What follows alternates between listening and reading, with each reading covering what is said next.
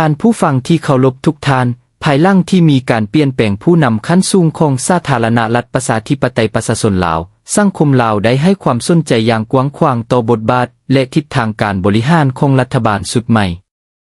มี3ปัญหาหลักที่ประชาชนคาดหวังให้รัฐบาลใหม่เร่งแก้ไขอย่างด่วนปัญหาทำอิฐที่ประชาชนต้องการให้แก้ไขด่วนและมีประสิทธิผลแม่นปัญหาค่าของชีพที่สูงขึ้นอย่างต่อเนื่องราคาสินค้าจำเป็นในลาวเพิ่มขึ้นตามค่าน้ำมันค่าขนส่งและราคานำเข้าสินค้าที่พบหลายคืออาหารน้ำมันเครื่องปรุงผักและหมากไม้ส่งผลกระทบโดยตรงต่อชีวิตความเป็นอยู่ประจำวันของประชาชน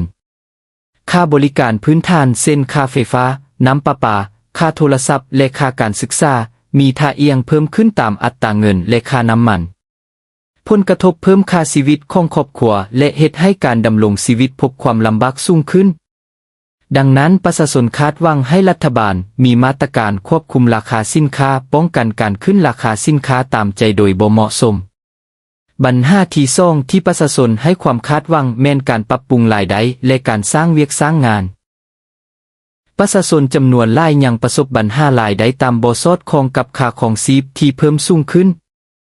พนักงานจำนวนหลายที่เฮ็ดเวียกอยู่ในตัวเมืองยังมีรายรับอยู่ในระดับต่ำซึ่งบ่สามารถรองรับค่าของชีพที่เพิ่มสูงขึ้นได้โดยเฉพาะค่าเช่าที่อยู่อาศัยค่าอาหารค่าเดินทางค่าไฟฟ้าน้ำประปาและค่าบริการพื้นฐานอื่นในขณะที่ค่าใช้จ่ายเหล่านี้เพิ่มขึ้นอย่างต่อเนื่องแต่เงินเดือนและค่าจ้างของพนักงานกับบ่ได้ปรับเพิ่มตามสภาพเศรษฐกิจส่งผลให้พนักงานจำนวนหลายประสบความกดดันทางการเงินบางคนจำเป็นต้องเฮ็ดเวียกเพิ่มหรือสร้างหนี้สินเพื่อนำมาใช้จ่ายในชีวิตประจำวันดังนั้นการพิจารณาปรับเพิ่มรายรับหรือเงินเดือนขั้นต่ำของพนักงานให้สอดคล้องกับค่าของชีพในตัวเมืองจึงเป็นสิ่งจำเป็นเพื่อยกระดับคุณภาพชีวิตและสร้างความมั่นคงทางเศรษฐกิจให้แก่พนักงานในระยะยาวประชาชนคาดหวังให้รัฐบาลเร่งส่งเสริมการลงทุนสร้างโอกาสการจ้างงานใหม่และพัฒนาทักษะแรงงานให้สอดคล้องกับตลาดปัญหาสำคัญที่3แม่นปัญหาเสถียรภาพของค่าเงินกีบการพันผวนของอัตราแลกเปลี่ยนส่งผลกระทบต่อราคาสินค้านำเข้าและต้นทุนการดำรงชีวิตประชาชนคาดหวังให้รัฐบาลดำเนินนโยบายเศรษฐกิจอย่างรอบคอบ